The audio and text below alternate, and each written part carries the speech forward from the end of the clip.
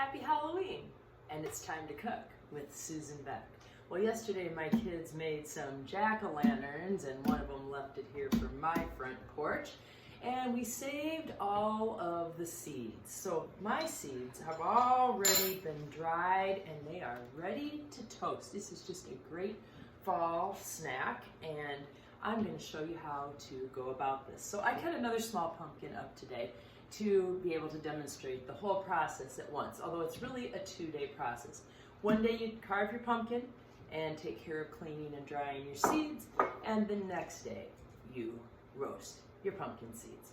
All right, so I have all this pulp here from this pumpkin that I just cut up, and I am going to try to remove as much of that as I can by just pulling the seeds away from it. If some gets in there, it's all right, we'll get the rest of it out a little bit later. Let's get a little closer look. Here's my pulp. There's a few more seeds in here. So I'm just gonna pick those off and get those seeds into some water. Kind of run my hands over these and just kind of rub them a little bit and get that, pulp that is just kind of sticky, all those stringy pieces, but with a little water and a little rubbing, it usually all comes off. And I start to get most of that orange floating away. So these are pretty clean now. And normally I do this over a sink, but since today I'm videoing this, we're just gonna do it right here. I'm gonna use a strainer. And as I think those are pretty well clean, I'm going to put them into that strainer. I'm just holding a bowl underneath it to catch any of the water that goes through. And I tend to I don't want to just dump all this into the strainer, because if I do that, then all that orange pulp is going with. So there I can kind of pick it off with my fingers a little bit and get it into there. I think I need 2 hands for this to kind of sift it through. Looking to get rid of most of the orange. Now again, we're going to go through these one more time, and even a final time, getting rid of the pumpkin guts. Like right here, I can see a nice big chunk of pumpkin guts I want to get out of there. So I'm just going to kind of pick through it. There's another chunk, but the difference now is that any that's still there is really just kind of floating by itself.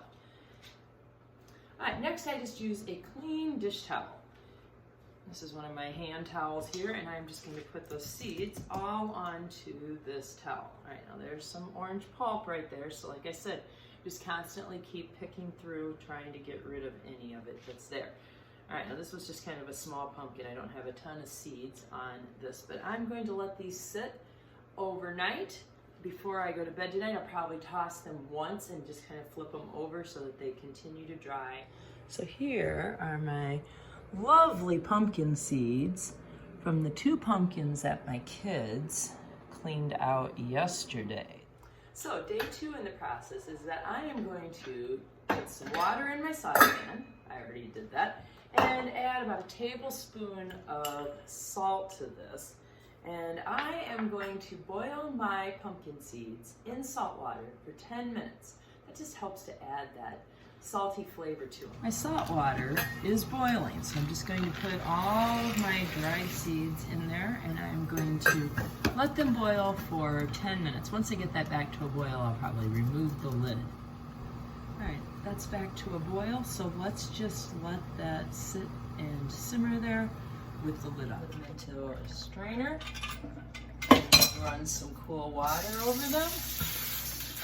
Shake out some of that excess moisture, and we are ready to roast these. Well, now it's decision time. You have to decide how you want to season your pepita or pumpkin seeds. They're not too bad already. I can taste the saltiness of them slightly from the fact that we just boiled in salt water. So one option is to toss them with olive oil and just use salt.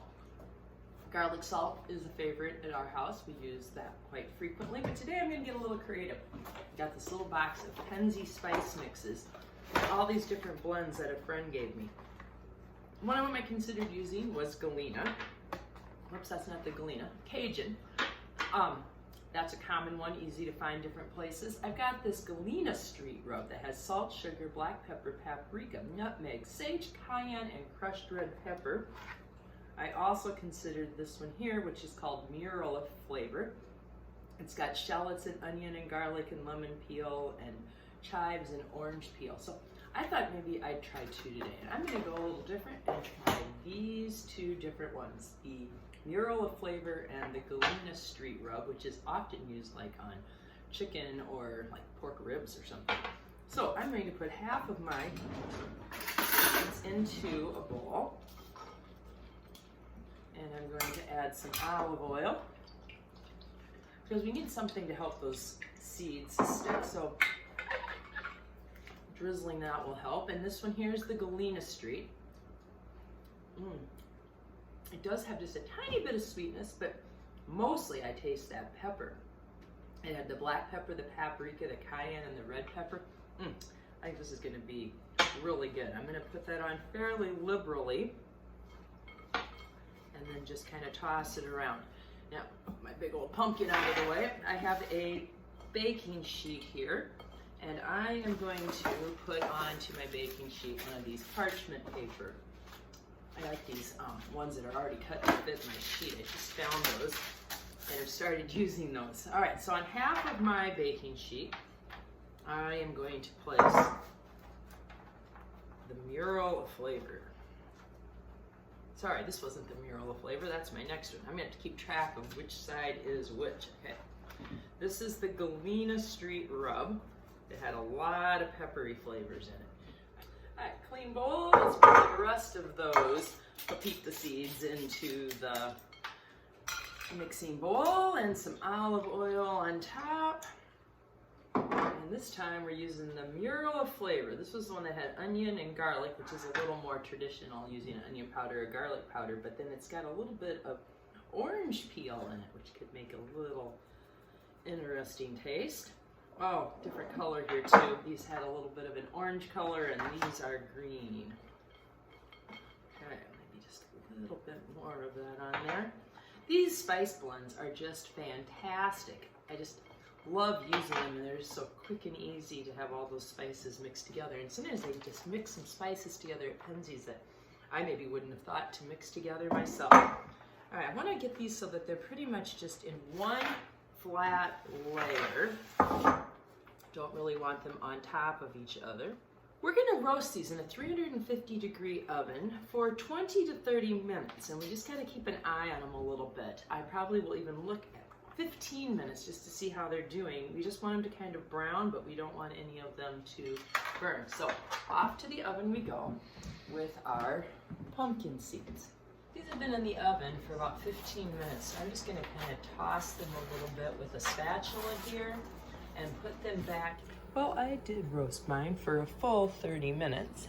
We can find that Mural of Spices over here, Mural of Flavor, and our Galena Rub over here. You can see a little bit difference in the coloring of those. So we're gonna let them cool and then we'll give them a taste. Well, our pumpkin seeds are finished. We've got those 2 different flavorings, and I've already tried them. I have a favorite. All right, this one here was the Mural of Flavor one that had the shallots, onion, garlic, the lemon peel, the orange peel. They're really good. They've got a great crunch to them. That's the reason you want to make sure they get nice and brown. Otherwise, they're kind of chewy and much better if they're a little bit on the crispier side. So those have a real mild flavor, but I'm kind of a spicy person. So I'm really liking these with that Galena Street Rub. Remember, I had the black pepper, the paprika, the red pepper, and cayenne as well. Delicious. So, when you carve your pumpkins in a few weeks, be sure to save all those seeds and roast them up with whatever seasoning you choose.